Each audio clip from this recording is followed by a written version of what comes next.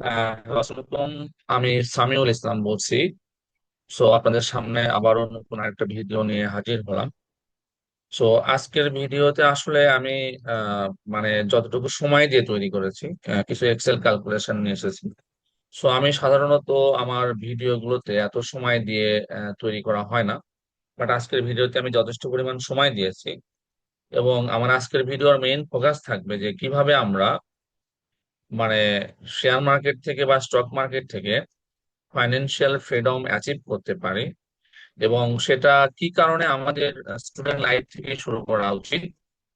আর সাধারণত আমি অন্যান্য ভিডিওগুলোতে মার্কেট ট্রেন্ড নিয়ে কথা বলেছি, কিন্তু আজকের ভিডিওতে আমি ফাইন্যান্সিয়াল ফ্রিডম এবং সেটা কিভাবে অ্যাচিভ করা সম্ভব, এবং সেটা অ্যাচিভ করতে গেলে আমাদের কি ধরনের স্টকে ইনভেস্ট করতে হবে বা কিভাবে স্টক সিলেকশন করতে হবে, এই বিষয়টা খুবই ইন ডেপথ আলোচনা করার চেষ্টা করব। আশা করি আপনাদের সেটা হেল্পফুল হবে এবং অনেকেই এইখান থেকে ইনভেস্টমেন্টের একটা নতুন ধারণা পাবেন। সাধারণত আমরা শেয়ার মার্কেটকে যেভাবে পারসিভ করি বা যেভাবে বিজনেস করে অভ্যস্ত, এই ভিডিওটার পরে হয়তো আপনার থিঙ্কিং একটু চেঞ্জ হবে এবং আমাদের কিভাবে ইনভেস্ট করা উচিত, সেটাতে হয়তো আপনি একটা বড় বিগ ধরনের চেঞ্জ নিয়ে আসতে পারবেন আশা করতেছি। সো ভিডিও শুরুর আগে আমি একটা জাস্ট ফর লাইক এটা আমাদের বলা উচিত যে ডিসক্লেমার। আমার এই ভিডিওটা শুধুমাত্র লার্নিং পারপাসে, এখান থেকে কোনো বাই সেল বা ইনভেস্টমেন্ট ডিসিশন নেবেন না, কিন্তু আপনি আমার এই ইনফরমেশন বা অ্যানালাইসিসটা আপনার ডিসিশন মেকিং এর জন্য যে অ্যানালাইসিস করে থাকেন সেটাতে আপনি কাজে লাগাতে পারেন এবং সেটা আপনার বেটার ডিসিশন মেকিং এর জন্য হেল্পফুল হতে পারে। Let's go to the discussion. আজকের ভিডিওতে আমি আমাদের শেয়ার মার্কেটে ঢাকা স্টক এক্সচেঞ্জের সবচেয়ে স্ট্রং ফান্ডামেন্টাল এবং একটা blue chip stock Square Pharma নিয়ে কথা বলেছি। যদিও স্কোয়ার ফার্মা লাস্ট 5 ইয়ার্স বা 6 ইয়ারে খুব বেশি গ্রোথ হয়নি, বাট এই স্টকটা নেওয়ার কারণটা হচ্ছে যে এটা যেহেতু লাইক 2018 সালের আগে একটা ভালো গ্রোথ ছিল এবং ফান্ডামেন্টালি স্ট্রং। সো এই ধরনের স্টকই সাধারণত ফাইন্যান্সিয়াল ফ্রিডমের জন্য চুজ করা উচিত। Let's see the calculation. Okay, so আমরা যদি লেটস সে 2009, আমি 2009 এই কারণে সিলেক্ট করেছি বা চুজ করেছি যে সাধারণত অনেকেই বলবে শেয়ার মার্কেট ক্রাশ আপনি কনসিডার করেন, তো এই জন্য আমি 2009 থেকে কনসিডার করেছি যে 2011 সালে বা 2010 সালের শেষের দিকে যে শেয়ার মার্কেট ক্রাশটা ছিল সেটাও যাতে আমার এই ক্যালকুলেশনের মধ্যে আসে এবং ক্যালকুলেশনটা যাতে মোর রিয়েলিস্টিক হয়। ওকে, আপনি যদি বা আমরা যদি কেউ 2009 সালে 1000 স্কোয়ার ফার্মার স্টক কিনতাম, তাহলে আমাদের টোটাল ইনভেস্টমেন্ট লাগতো 43,000 টাকা। 43 টাকা করে স্টক প্রাইস ছিল। সো 1,000 শেয়ার 43 দিয়ে গুণ করলে আমাদের 43,000 টাকা ইনভেস্ট করা লাগতো। এটা আমি এই ডাটাটা নিয়েছি এই যে আমার স্টকের ওয়েবসাইট থেকে। আমি সাধারণত কনসিডার করেছি যে প্রতি বছরের জানুয়ারি মাসে স্টকটার প্রাইস কেমন ছিল। ধরেন আমি 2009 থেকে নিয়েছি। ধরেন 2009 সালের জানুয়ারি মাসে স্টকটার প্রাইস ছিল 40 সামথিং। সো এরকম 40 থেকে 41 বা 42 এর ভিতরে ছিল। আমি এই কারণেই এই যে 43 টাকা আমি যা হয়তো একটু পরে নিয়েছি, যাক। আমি এই কারণেই এভাবেই এইখান থেকে এই প্রাইস টাকাটা আমি নিয়েছি এবং প্রতি বছর আমি জানুয়ারি মাসের প্রাইসটা কনসিডার করেছি। Let's see. সো সে অনুসারে 2009 সালে শেয়ারটার প্রাইস ছিল 43 টাকা, 10-এ 61 টাকা, 11-তে 77 টাকা এবং 2026-এ গিয়ে 220 টাকা। আর শেয়ারটার সবচেয়ে বেশি প্রাইস ছিল 2018 সালে 260 টাকা পর্যন্ত, মানে জানুয়ারিতে 260 টাকা প্রাইস ছিল আর কি। ওকে, আমি যদি আহ, এই 2009 সালে স্কোয়ার ফার্মার 1,000 শেয়ার 43 টাকা করে কিনতাম, আমার ইনভেস্টমেন্ট দাঁড়াতো 43,000 টাকা এবং সেই বছর আমি ডিভিডেন্ড পেতাম 30% করে। এদিকে ডিভিডেন্ড ইনফরমেশন খুব বেশি অ্যাভেলেবেল না। এই যে 11, 12, মানে 9, 10, 11 এই 3 বছরের ডিভিডেন্ডটা একটু কম বেশি হতে পারে লেটস, বাট আমার ক্যালকুলেশনের সাথে আমি লাস্ট 2012-তে যে ডিভিডেন্ড দিয়েছিল সেটাকে কনসিডার করে নিয়েছি। সো যদি 3 টাকা করে মানে 3 টাকা করে ডিভিডেন্ড দিয়েছে, সেক্ষেত্রে আমি ডিভিডেন্ড পেয়েছি 3,000 টাকা, এবং আফটার ট্যাক্স 2,700 টাকা। আর ওই বছরে কোম্পানিটা বোনাস ডিভিডেন্ড দিয়েছে 25%, এবং আমি আমার 1,000 শেয়ার থেকে 250টা শেয়ার আমি বোনাস পেয়েছি। ওকে। তো পরবর্তীতে যেটা দাঁড়ালো যে আমার, আর এই যে আমি ক্যাশ ডিভিডেন্ড পেলাম আফটার ট্যাক্স 2,700 টাকা, আমি 3,000 টাকা ক্যাশ ডিভিডেন্ড পেয়েছি। এটা আফটার ট্যাক্স আমার ব্যাংকে আসা মানে 2,700 টাকা এসেছে। এবং আমি এই টাকা দিয়ে আবারও শেয়ার কিনেছি। শেয়ার প্রাইস ছিল 61 টাকা।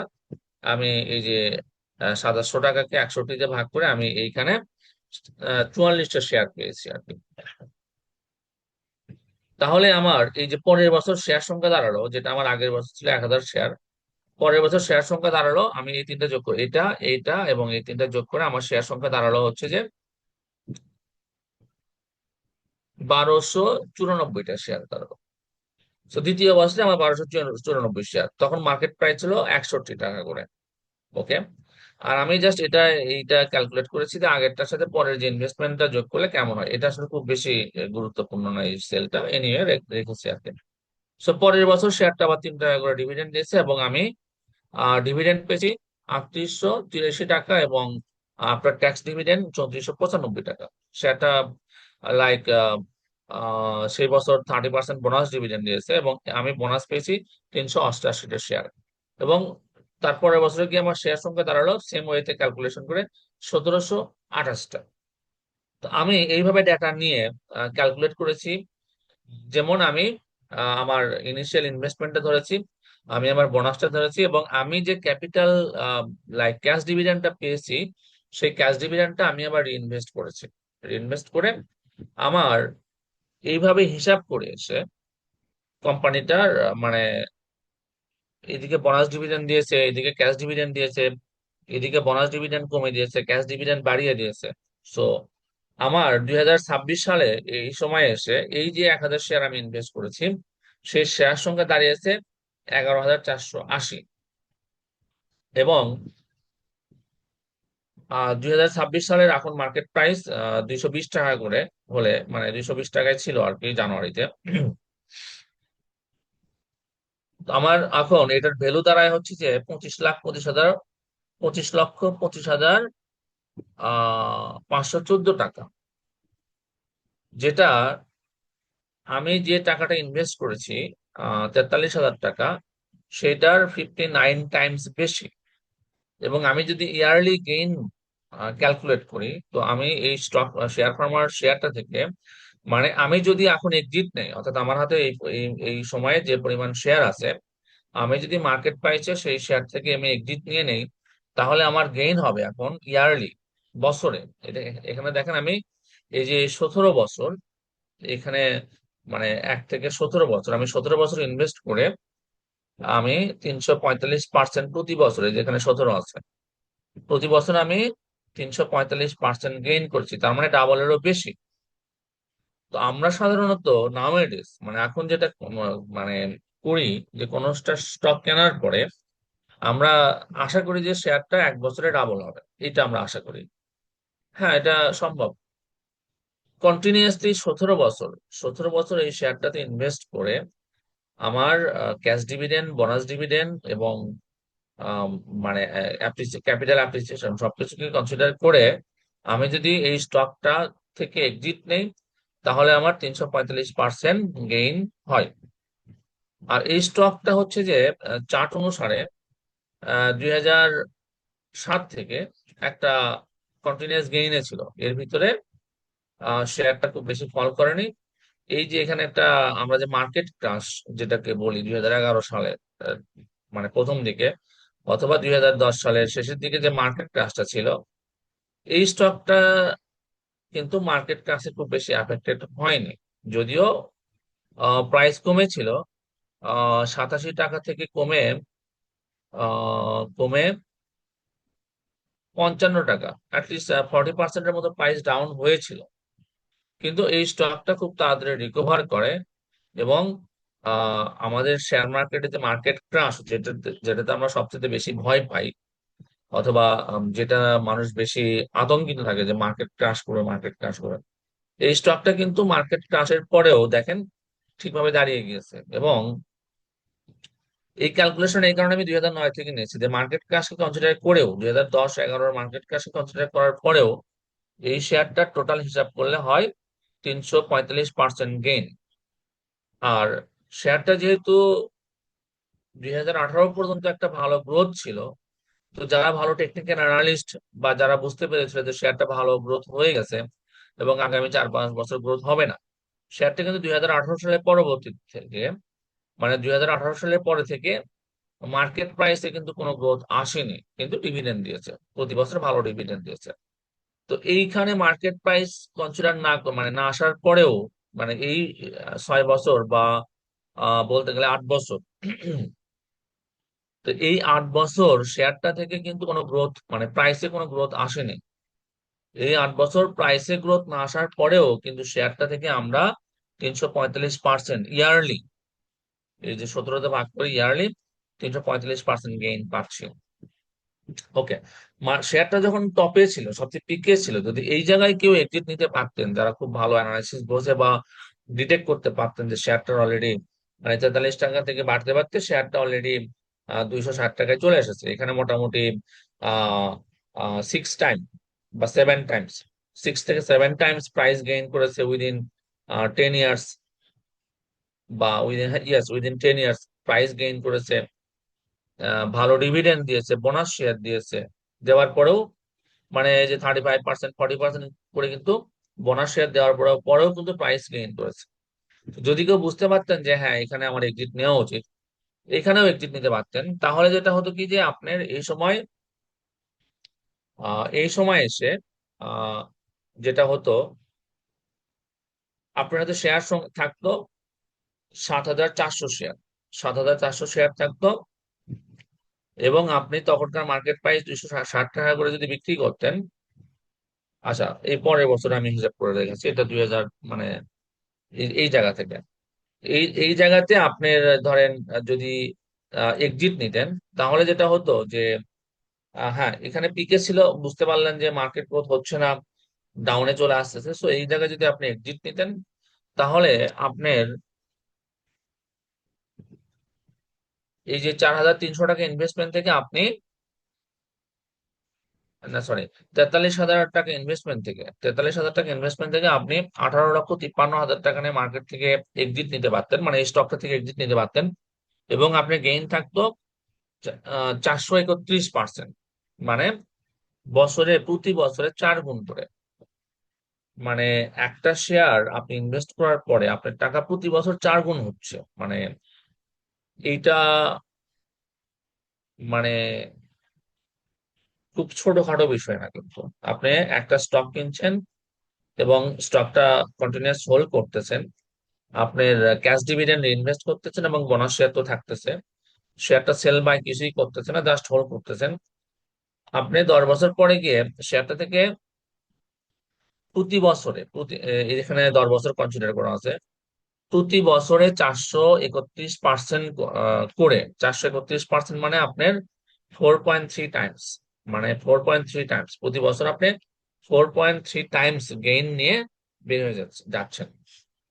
শেয়ারটা কিন্তু আহামরি, এই যে 43 টাকা ছিল, 61 টাকা ছিল, 77 টাকা ছিল, আবার 64 টাকা ছিল, 77 টাকা ছিল, মানে প্রথম 5 বছর কিন্তু শেয়ারটা খুব বেশি কিছু দেয়নি। এই যে প্রথম 5 বছর যদি আপনি 2009 কিনে থাকেন 2013 পর্যন্ত, এই পর্যন্ত কিন্তু শেয়ারটার প্রাইস আহামরি খুব বেশি বাড়েনি, 43 টাকা থেকে 74 টাকা, তো ঢাকা ঢাকা স্টক এক্সচেঞ্জে খুবই নিয়মিত ঘটনা।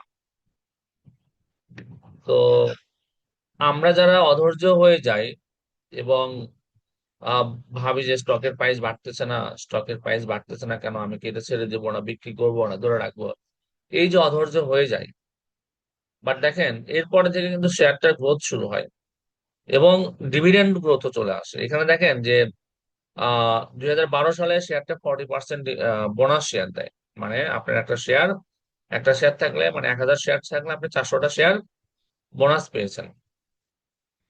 তো আপনার শেয়ার সংখ্যা ছিল এই বছর 2,406টা, আপনি 962টা শেয়ার বোনাস পেয়েছেন, এবং এরপরে প্রাইস গ্রোথ শুরু হয়। এবং পরপর প্রতি বছর 14 থেকে 112, 112 থেকে 164, 164 থেকে 180, 180 থেকে 192, তারপরে 260, মানে এইখানে এসে কিন্তু প্রাইস গ্রোথ শুরু হয়। তো নর্মালি আমরা এত সময় দিয়ে অ্যানালাইসিস করি, এত নিউজ নেই, এত বড় বড় ভাইয়ের সাথে কথা বলি, গ্রুপ খুঁজি, গ্যাম্বেলার খুঁজি, এত কিছু দরকার আছে রে ভাই একটা ভালো স্টক। এই ঢাকা স্টক এক্সচেঞ্জে এখনো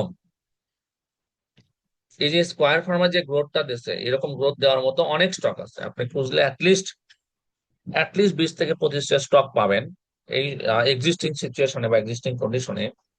অ্যাটলিস্ট 20 থেকে 25টা স্টক পাবেন যে স্টক গুলো আগামী 10 বছর বা আগামী 5 বছর বা আগামী 20 বছর এই স্কোয়ার ফার্মের মতো গ্রোথ দিবে। এবং সেটা যদি আজকে কিনে একটু ওয়েট করতে পারেন, অধৈর্য হওয়া যাবে না। মার্কেট প্রতিদিনই আপনাকে নতুন কিছু অফার করবে।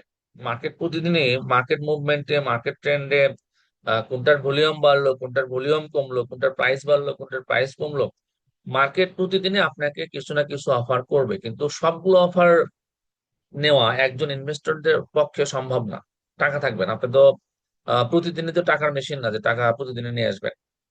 সো আপনার যে ক্যাপিটাল আছে বা আপনার যে পুঁজি আছে, সেটাই যদি সঠিকভাবে অ্যানালিসিস করে এরকম একটা স্টকে ইনভেস্ট করে 5, 7 বা 10 বছর ওয়েট করেন, তো অবশ্যই আপনি যে আহ, মানে একটা স্টক কিনে এখন শুধু আল্লাহ আল্লাহ করেন যে আল্লাহ শেয়ারটার প্রাইস যাতে আগামী 3 মাসে বা আগামী 1 বছরে দ্বিগুণ হয়ে যায়, এটা করতে হবে কেন? আপনি প্রতি বছর 4 গুণ পাচ্ছেন, এরকম এর এখানে 4 গুণ হয়ে গেছে, এখানে মানে 4.3, এখানে 3.4।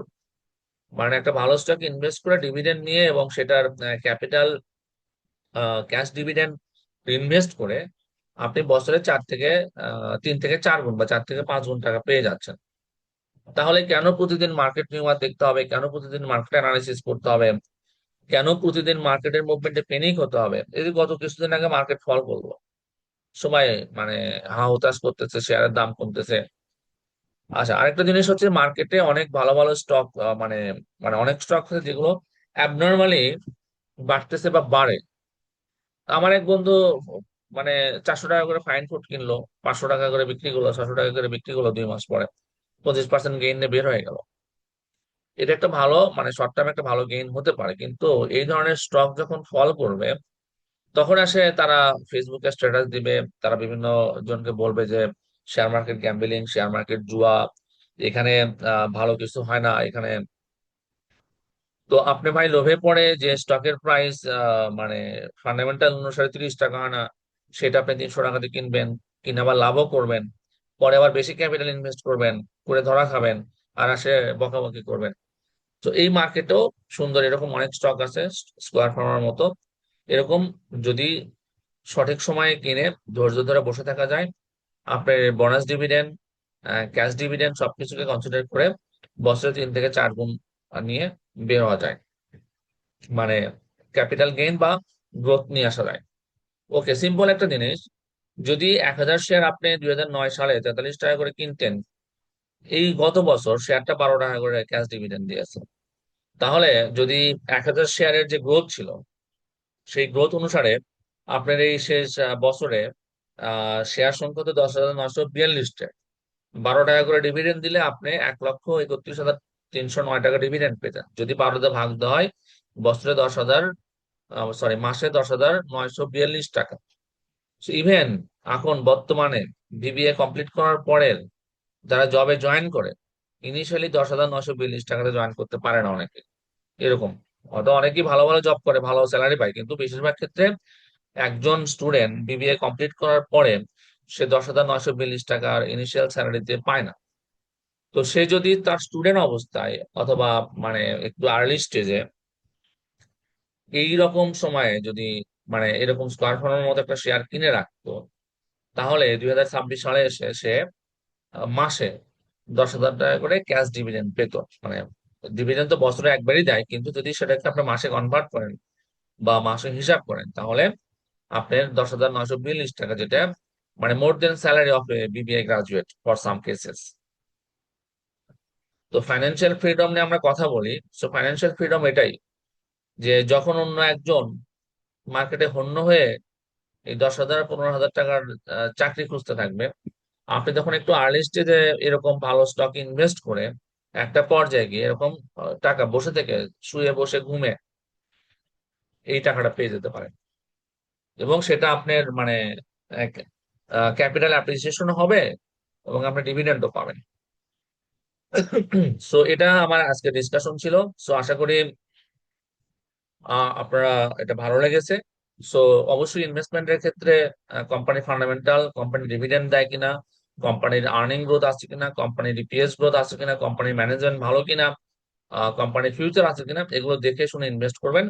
তাহলে কখনো স্টক এক্সচেঞ্জকে মানে জুয়ার আসর বা ক্যাসিনো বলবেন।